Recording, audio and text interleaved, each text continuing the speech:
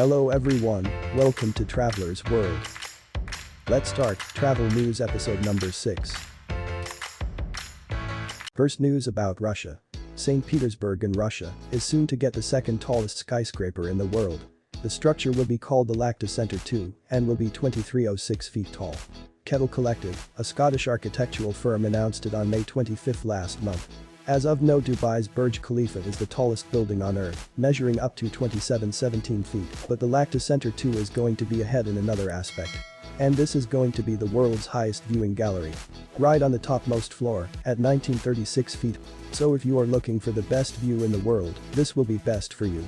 This skyscraper in Russia is going to be double the size of New York's Empire State Building. The reason why this is called Lacta 2 is because there is already a Lacta Center in St. Petersburg. Second news about Hong Kong. Hong Kong, one of the major tourism destinations in the region, is keen to revive its tourism industry now. One such initiative that is all set to roll is its offering of cruise to nowhere. Also popular as staycation at sea and holiday at home, these are emerging as one of the popular options to conventional cruise holidays. These vacations are aimed at fully vaccinated vacationers who are keen on a holiday. Hong Kong Tourism Board Chairman Ik Pang maintains that such initiatives will also be offered to visitors from other nations as well as to those from the mainland once the travel restrictions are lifted. High-sea cruises are an integral part of Hong Kong tourism, and the concept of taking a cruise to nowhere is another bid to kickstart the same. There are reports of a number of mountaineers stranded in Nepal. Reportedly, the climbers are back from Mount Everest and are unable to fly back home as a number of travel curbs are in place for now. Nepal has banned most international flights to prevent the spread of COVID-19. The bans are expected. As per the reports, Nepal issued 742 climbing permits. Out of these, 408 were for the Everest for the months of April and May. Now, as it's time for monsoon in the nation, the climbers are back from their expeditions, are unable to fly back home.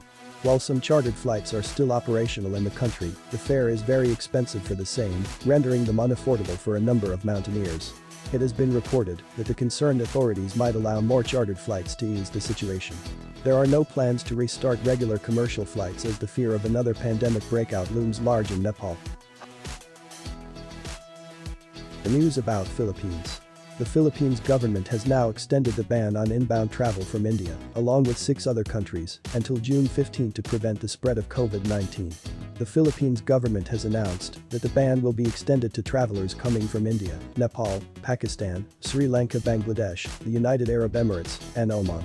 Philippines President Rodrigo Duterte has reportedly approved the extension of ban on travelers coming from the said 7 countries, following recommendation of the country's National Task Force against COVID-19. In a series of announcements from late April to mid-May, the Philippines has restricted the entry of travelers from the said countries.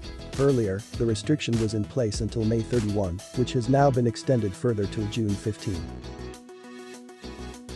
The great news come from United Airlines. The future of air travel seems to be promising now as United Airlines announced its plans to buy 15 supersonic jets. The idea is to begin passenger flights with these jets by 2029, and this would be the first such commercial supersonic flight since the Concorde jet got grounded in 2003. The 15 jets are being bought by United Airlines from Boom Supersonic, which is a Denver-based aircraft maker. The testing of these aircrafts will be carried out by 2026, and it is expected to carry passengers by 2029. The aircraft has been named Overture. It has been reported that the Overture is expected to fly at twice the speed of today's regular commercial jets, at Mach 1.7. The aircraft will be able to fly to London from Newark and New Jersey in just 3.5 hours. It is expected to take 4 hours to fly to Frankfurt from Newark and to Tokyo from San Francisco in about 6 hours, thus cutting down passengers' travel time drastically. Going by the need of the hour, which is sustainable travel, the aircraft aims to fly on sustainable aviation fuel, and that to 100% of it. With it being supersonic, plus zero carbon, the flights are... The news about Turkey. Turkey has imposed 14 days of institutional quarantine mandatory for people arriving in the country from Afghanistan, India, Pakistan, Sri Lanka, Bangladesh, Brazil, Nepal, and South Africa. The decision was announced on Tuesday to put a cap on the rising numbers of COVID-19 cases.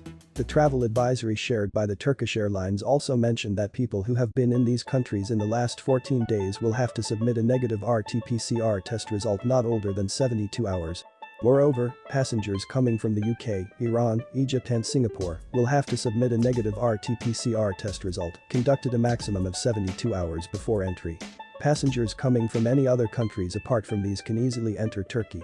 They do not need to submit any COVID test result and are not subject to mandatory quarantine if they have been vaccinated at least 14 days before and/or have had the tested positive within the last 6 months and have recovered. The official circular mentions if passengers departing from these countries cannot submit a vaccine certificate or the documents proving that they have had the disease, according to the stated rules, submission of a PCR negative test result made maximum 72 hours before the entrance to Turkey or negative rapid antigen test result made maximum 48 hours before the entrance to Turkey will be deemed sufficient. Germany, Greece, and 5 other European Union nations have introduced a vaccination certificate system for travelers, i.e., weeks ahead of the July 1 rollout of the program across the 27-nation bloc. Reportedly, the other countries that have already started are the Czech Republic, Bulgaria, Croatia, Denmark, and Poland, as per the European Commission. Greece, whose economy relies heavily on tourism, has been stressing on the use of a commonly recognized vaccination certificate that uses a QR code with advanced security features. Reports have it that now certificates are being issued to people who have been fully vaccinated and also to those who have contracted the virus earlier and have developed antibodies and those who have had a PCR test within the past 72 hours. As per the reports, the documents will feature both paper and digital forms. They will be valid in all the bloc's countries and will be issued free of charge and feature the national language, along with English. Referring to this, EU Health Commissioner Stella Kyriakides said, EU citizens are looking forward to traveling again and they want to do so safely. Having an EU certificate is a crucial step on the way. London has just got the world's first ever transparent swimming pool. What is intriguing about this pool is that it is suspended between 2 buildings, which makes one feel that they are swimming in the air. This masterpiece has been named the Sky Pool, which is 82 feet long and is suspended 115 feet above the street. The pool is attached between the 10th floors of 2 buildings in the Nine Elms neighborhood in southwest London. Another interesting highlight of this pool is that the floating pool also offers beautiful views of the House of Parliament and London Eye. As per the reports, this one-of-a-kind swimming pool can hold 50 tons of water and features a rooftop bar and spa. It is built by structural engineer Lee O'Callaghan, who is of the view that the structure would give the swimmers a feeling of flying while taking a dip in the pool. The Embassy Gardens shared the video of the people on Instagram and shared details about the said pool.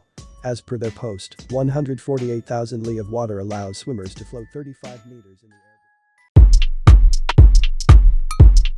Thank you for watching the video. If you like it, share and subscribe.